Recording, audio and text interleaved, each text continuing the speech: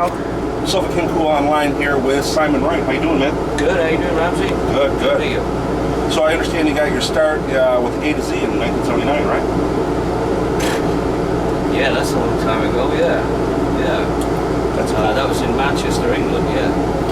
And then you went from there to a band called Tylan? T-Y-L-A-N? Titan. T-Y-T-A-N, yeah. Okay. They were from London.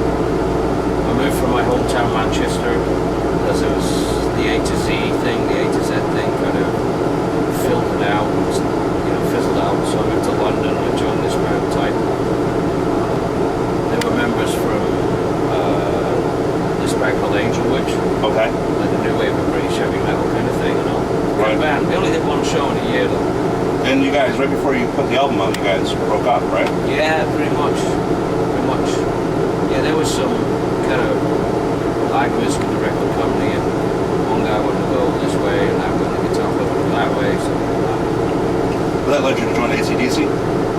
yeah, there was a period. I don't know. It was about 8 months. I was kind of just hanging around London, and I saw an ad, and actually a friend of mine saw an ad in a music paper. Okay. In the classified section. It said, drummer wanted, if you don't hit hard, don't play. Right. So I do, and I did. That's cool. Yeah, it was okay. And then you were with AC/DC to about 89 when you left them to join. Yeah, it was about 8 years. Yeah. And you had 2 different stints with Dio. You were with them for a few years and you left and you came back. Yeah, I joined in 90, and I think it was like 92. Ronnie decided to go back to Black Sabbath and stuff, so, which I thought was great, but, I felt we could have done more. Right. But, yeah, and then I rejoined in 98.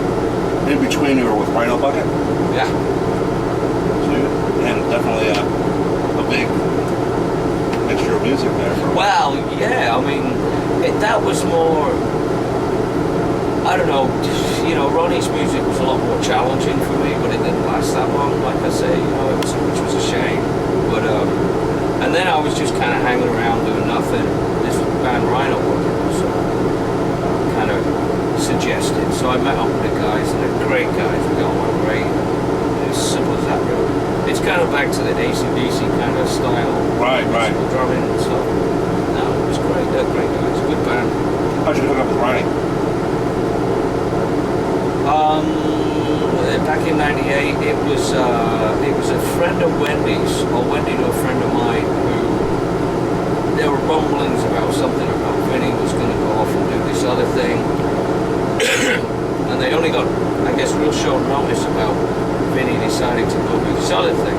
So they didn't have much time. So Wendy, I was 2 weeks before that, I was in UFO. Okay. And then UFO came to an abrupt halt in Japan. All right. Where Michaels had enough, Right. Everything got cancelled.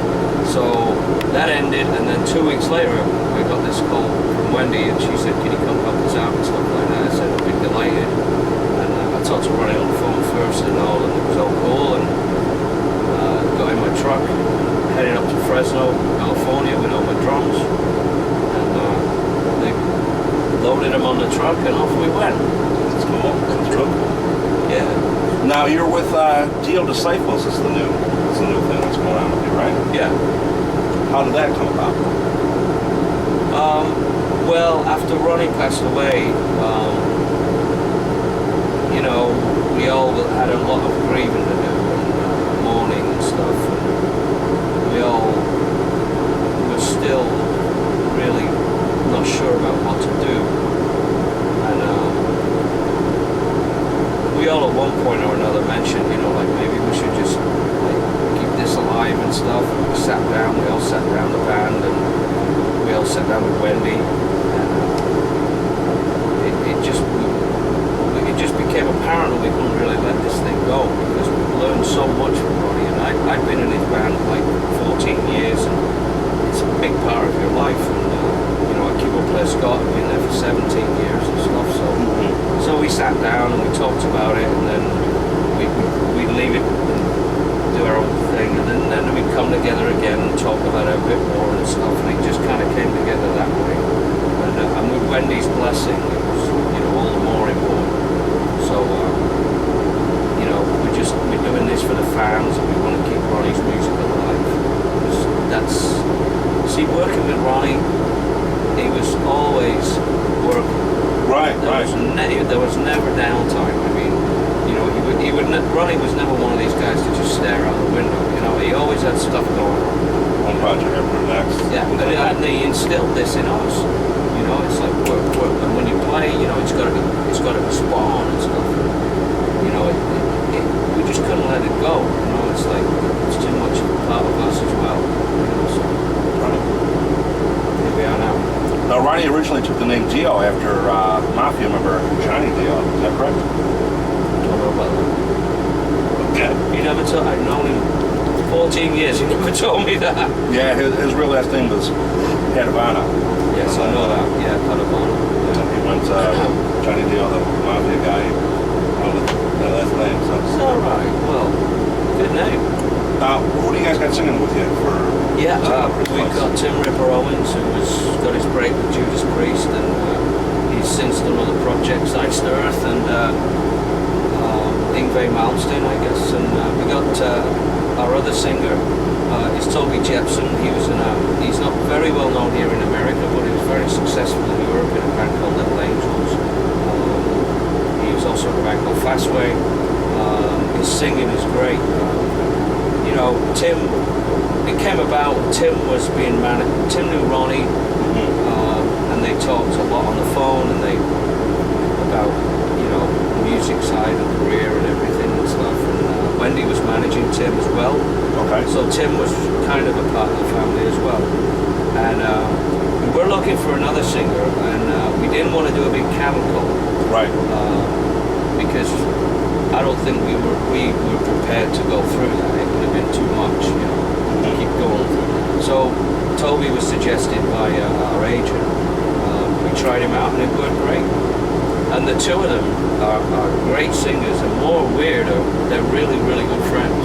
Now, how does that work for the two of them? Do they take turns, like one song after another?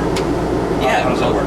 Yeah, Tim will sing a song, then a couple of songs, then Toby will sing a song, and then they'll sing a song together. Okay. Split up some of the vocal lines and stuff, and it really works well. They've really got it worked out well. But do you guys do all of Dio's music, including Heaven and Hell, or just straight Ronnie James? We do Dio, we do Rainbow, we do Black Sabbath. Okay.